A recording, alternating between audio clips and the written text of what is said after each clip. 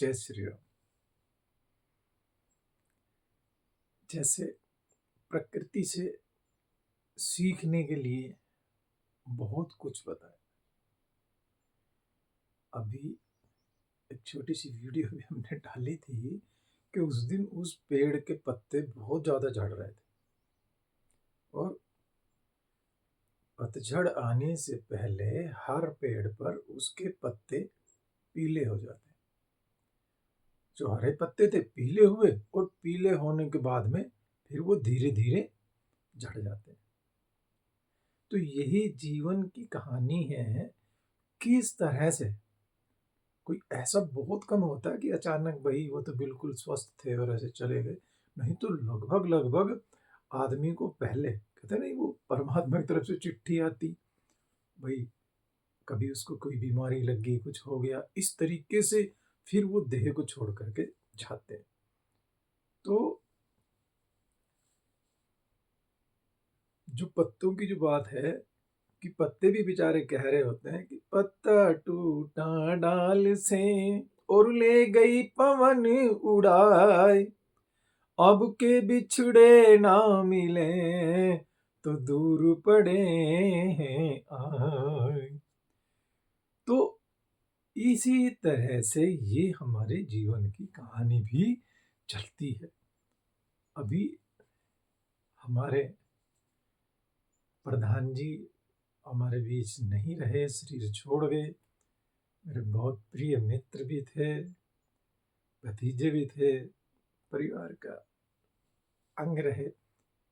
तो हमें भी ये लगता है कि अब उनके बच्चों को, उनके भाइयों को ये समझाना बहुत मुश्किल है, क्योंकि आप यदि जो सत्संग की बातें हैं ना वो पहले सीखनी होगी। जिस समय आप पर ये विपदाएं आ जाती है उस समय तो आदमी का दिमाग उतना काम करता ही नहीं, उस टाइम तो वो सोचता ही नहीं। उस टाइम पे तो उनको बस वही बात लगने लगती रहती है कि भैया पता नहीं कहाँ चले गए, न चिट्ठी न संदेश जहां तुम चले गए, कि अब तुम कहाँ चले गए भाई। बच्चों को लगता है अरे हमें पापा की जरूरत थी। तो ये जो बातें हैं इन सब के लिए हमें पहले से इन सत्संग की बातों पर अमल करना होगा, अंदर बिठानी होगी ये सब चीज।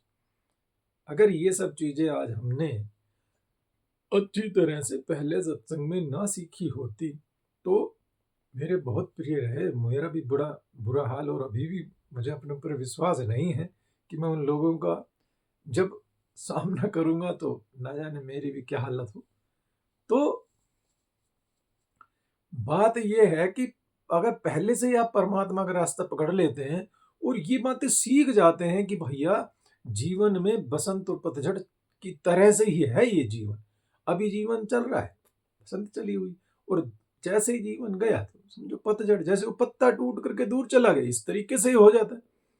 तो हमने तो अपने लिए ये जो मार्ग चुना है इसमें इन सब बातों से कहीं ना कहीं, क्योंकि देखो ये तो है कि हो सकता है उनके पास सामने उनका सामना करूं तो दुख होगा और रुलाई फूट जाए, लेकिन जब दूर रहते हैं तो फिर पक्के रहते हैं इन चीजों में। हमें क्लियर पता है कि भाई वो गया नहीं, वो आत्म रूप में तत्व दृष्टिकोण से तो यहीं पे। तो ये सब बातें जिनके दिमाग में दिल में आती जाती है उनका रोना कम होता चला जाता है। तो परमात्मा का शुक्र मनाते हैं, जे तू ना फड़दा साड़ी बाह असार उलझाना सी, ओ सानू किथे ना मिलती था असार उलझाना सी। तो हम भी अगर परमात्मा के मार्ग पर नहीं चले होते तो इसी तरीके से आज संसारियों में यही सब चीजें चली आ रही है। और उन सब चीजों को जो समय रहते देख लेते हैं, जो समय रहते उन सब चीजों के बारे में समझ जाते हैं तो फिर जीवन में वो कुछ ना कुछ अलग से कर पाते हैं। और जिनको ये लग रहा है कि नहीं अभी तो और कमाना है, ये करना है, तो वो लगे रहते, फिर वो संसार में इसी तरीके से आएंगे और इसी तरीके से छोड़कर चले जाएंगे। तो भैया हम लोगों का इस सब चीजों से बड़ा अपना ध्यान रखना चाहिए कि भाई क्यों हम ऐसा कर रहे हैं। परम पिता परमात्मा ने ये जीवन तुम्हें जो दिया है वो किस लिए दिया है कि जो 84 लाख का फेरा था ना, अभी भी हम बता रहे थे ना भवसागर का जो था, तो भवाटकी से उतरने के लिए ये जीवन दिया है। और पूरी प्रकृति हमें सिखा रही है। देखिए जब आप किसी भी पेड़ पे पत्थर मार रहे हैं तो पेड़ हमें फल दे रहा है, सहन शक्ति सिखा रहा है कि भैया यदि आपका कोई बुरा भी करे तो भी हमें पेड़ों की तरह से उसे, भाई वो फल मारने के फल वाले वृक्ष को कहते हैं ना, सभी पत्थर भी मारेंगे तो सहन भी कर जाएगा और उसको उल्टा खाने को फल भी दे रहा है। तो हमें भी सहन शक्ति में इन सब चीजों से सीखना है। प्रकृति की ये बातें आ रही ना कि प्रकृति आपको रात दिन कुछ ना कुछ सिखा रही, तो क्यों ना सीखें हम प्रकृति से ये सब बातें कि भैया प्रकृति में किस तरीके से आप जी रहे हैं और प्रकृति से सीखने की कोशिश ही नहीं कर रहे। अरे हर दिन आप इस तरह का वो रहे, नहीं तो आप देखिए जैसे मान लो हमने सुना था कि भाई एक कहानी सी आती थी कि एक राजा था और उसके यहाँ जो दासी थी बेचारी, वो जो काम करती थी हर दिन, एक दिन उस दासी ने उस राजा की जो सेज थी उसको सजा दिया और ऐसे हाथ लगा के देखा तो वो गद्दा बहुत नरम था। अब उसका दिल किया तो वो लेट गई, क्योंकि दिन में वो हाथ कोई था नहीं। अब वो लेट जाती है तो बताते उसको नींद आ गई। अब जैसे उसको नींद आई तो बताते उसको होश ही नहीं रहा, और जब राजा आए शाम को उसने देखा कि मेरी सेज पर दासी सो रही है, तो उसने उसको कोड़ों से मारना शुरू कर दिया। तेरी हिम्मत कैसे हुई यहाँ सोने। अब कहते हैं कि वो मारते गई तो शुरुआत में तो भाई लगता है तो रोने लगी, थोड़ी देर बाद वो हंसने लग जाती। अब राजा को लगा यार पहले ये रो रही थी अब ये हंस रही, ऐसा क्यों हो रहा है। तो राजा ने पूछा उससे भाई क्या बात है, तू हंसने क्यों लग रही। तो राजा ने उसने दासी ने इतने काम की बात कही, हम सभी के लिए ध्यान रखने योग्य बात है कि भैया हमारा श्री एक दिन मेरे सोने से और आपने इतनी बड़ी मुझे सजा दे दी। इस बिस्तर पर एक दिन सोने की इतनी बड़ी सजा है, तो मैं सोचती हूं कि आपका क्या होगा, आप तो हर दिन इस बिस्तर पर सोते। तो हम जो बात एक बार पहले बता चुके थे कि हमें सुविधाओं का, अपने गुणों का हमें यहां पर भोग नहीं करना। तो ये जो भोग करने की प्रवृत्ति है ना, ये आपको गड्ढे में ले जाएगी। जैसे जनक महाराज जी रहे, राजा होकर के भी ब्रह्म ज्ञान नहीं बने, और उन्होंने जो जीवन जिया है इस तरीके से हम जो भी लोग हैं, अब देखो कुछ तो कुदरत करा रही है। जो जो लोग गरीब हैं उनके पास खाने पीने की अच्छी पावर होती, बढ़िया खा जाते हैं, मन में वहां सो जाते हैं, कोई दिक्कत नहीं।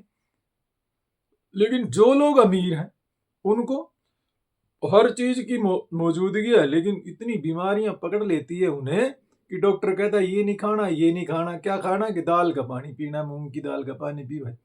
तो खाना पीना खुद पे खुद छूट गया। तो ये सब चीजें कहाँ आपको ले जा रही है। जिस पैसे के लिए आप रात दिन इस तरह से भागते रहे और फिर उसका भी सदुपयोग नहीं किया, मान लो पैसा आपने कमा भी लिया और फिर उसका सदुपयोग हो गया ना, तो वो भी बहुत अच्छी बात है। लेकिन पैसे का हम सदुपयोग भी नहीं करते। हमारे लिए क्या हो जाता है कि पैसा ही सब कुछ हो जाता है। अरे पैसा हमारे लिए, हम पैसे के लिए थोड़ी। लेकिन आप इस बात को भूल करके रात दिन उसके पीछे लग रहे हो, और देखो जीवन को कहां से कहां ले गए। सोने के लिए गोली खानी पड़ रही, खाने के लिए कुछ नहीं।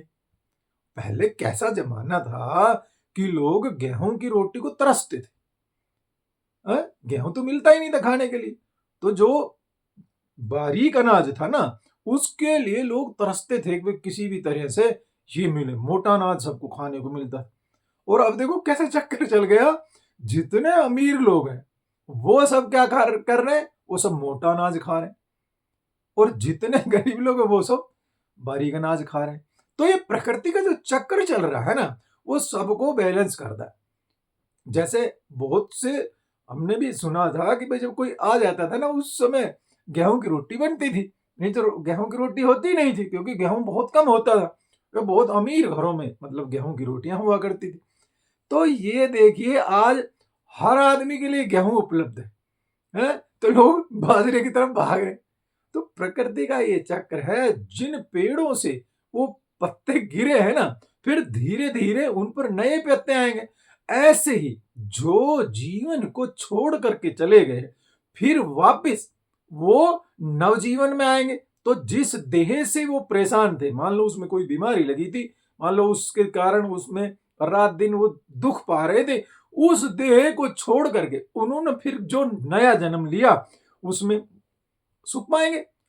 अरे यहां तो हम देख ही रहे थे ना किस तरह से वो बीमार थे, किस तरह से उनके शरीर में दर्द रहने लगा था। तो ये सब बातें हमें सीखनी होगी कि भैया कोई जाता कहीं नहीं है, सब कहते ना मिलते हैं सभी यहाँ पर, पुनः पुनः आ आकर के यहीं पर हम सब मिलते रहते हैं, कोई किसी वेश में कोई किसी वेश में। तो हमें भी इन बातों की तरफ ध्यान रखना चाहिए कि मिल तो सब यहीं जाते हैं, लेकिन जो वो जो फॉर्म है आपके, वो आपके पिता थे, भाई थे, इस तरह वो गए हैं, तो दुख एक बार दुख होगा। किस लिए होगा? क्योंकि पहले समझा नहीं था इस बात को। भाई तत्व दृष्टि से कोई कहीं जाता ही नहीं। तत्व दृष्टिकोण से तो इस संसार में ही सब वो मौजूद है, क्योंकि पूरा भ्रम ठसाठस इस संसार में भरा हुआ, और हम वो ही हैं, तो फिर हम जाएंगे आएंगे कहाँ? तो इन सब बातों का ध्यान रखें और हिम्मत रखें। जो भी मुसीबत या कुछ हम पे आ जाती है, उसका सहारा सामना करें उस चीज का, घबराए नहीं उस चीज से। ऋषियावरी रामचंद्र की जय।